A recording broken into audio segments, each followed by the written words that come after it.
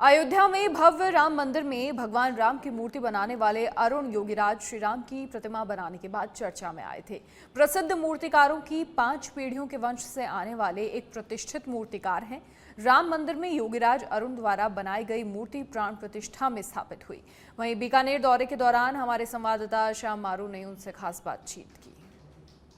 पूरे देश ही नहीं विदेश भर के भक्त अयोध्या जाते हैं और वहां रामलला के दर्शन के लिए लंबी लंबी लाइनों में खड़े घंटों इंतजार करते हैं और वो जब पल आता है वो उनके दर्शन करते हैं तो अपने आप को बहुत ही सौभाग्यशाली समझते हैं। लेकिन जिस रामलला के विग्रह को गढ़ा उस आदमी की क्या मनस्थिति है। जी हाँ, हम बात कर रहे हैं अरुण योगीराज की, जिन्होंने रामलला के विग्रह को गढ़ा।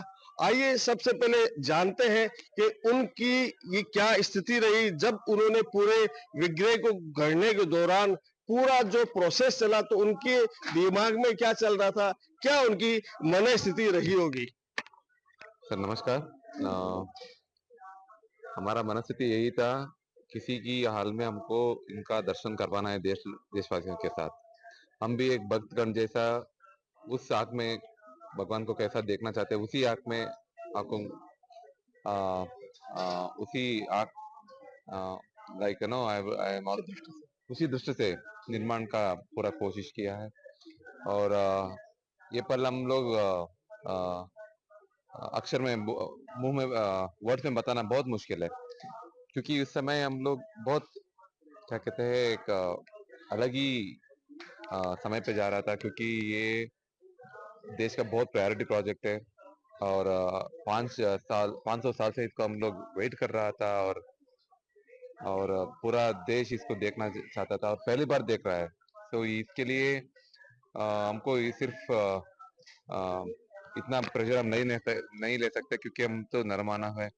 इसलिए हमारा पूरा प्रेशर भगवान के ऊपर डाल दिया। आपको क्या चाहिए वो बनवाइए हमसे। तो यही हमारा एक बनवाए आपने। एक सीरियल आया था रामायण, हाँ और उसमें भगवान राम का रोल किया था अरुण गोविल ने। हाँ तो आज पूरा देश आज भी उनको राम के रूप में देखता है, और आपने भगवान राम के विग्रह को गढ़ा है, बनाया है। तो आज पूरा देश आपको उसी नजरिए से कि आपने एक भगवान रामलला की मूर्ति का निर्माण किया है। आप देश के किसी भी हिस्से में जब जाते हैं तो उनको उतना ही आपको प्यार मिलता है। कैसा लगता है? हमको ऐसा लगता है ये शिल्प का भारत के इतिहास में बहुत बड़ी एक रेस्पेक्ट मिल चुका है और हमारे देशवासी ने ये दिखाया है। वो कोई भी अच्छा काम करते हैं वो प्यार करते हैं, वो हमको दिखाया है देश का जनता ने। और मेरे को और एक चीज बहुत सिर्फ पत्थर, हथौड़ी, चीनी, इस तीन की वजह से करोड़ों लोग जीत पाते हैं, वो भगवान ने दिखाया। जी हाँ, आपने बहुत सही फरमाया कि एक हथौड़ी, छीनी और तीन चीजों की वजह से आपको प्रेम मिला है। आपने जो केदारनाथ में आदि शंकराचार्य की बनाई है, नेताजी सुभाष चंद्र बोस की भी बनाई है विग्रह राम के लिए। मतलब मुझे सिर्फ इतना जानना है कि जो कौन सा ऐसा पत्थर है, वो उस पत्थर का क्या नाम है या क्या क्वालिटी है जिसका आपने रामलला की मूर्ति के निर्माण में इस्तेमाल किया।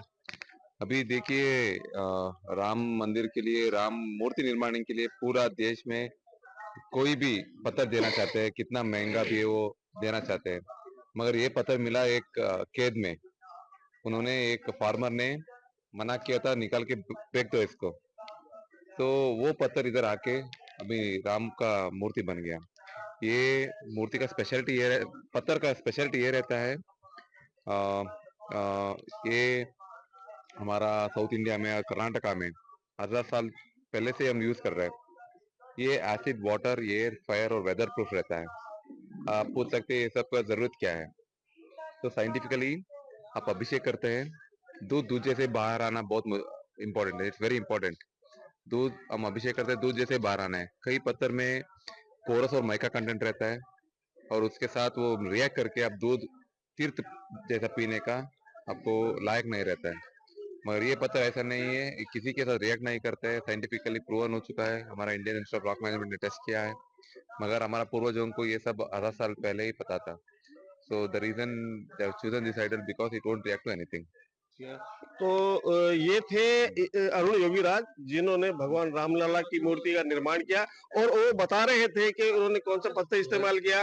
और उसके अलावा यहाँ आज बीकानेर के जो बजरंग धोरा है, वहां आकर के उन्होंने बीकानेर के सभी भक्तों को दर्शन भी दिए, उनके साथ में फोटो भी खिंचवाए, और साथ ही साथ सभी के साथ में बैठकर बातें भी किए।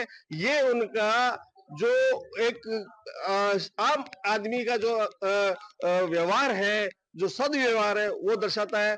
और ऐसे ही सदव्यवहार की वजह से ही ऐसे बड़े बड़े शिल्पकार बन पाते हैं।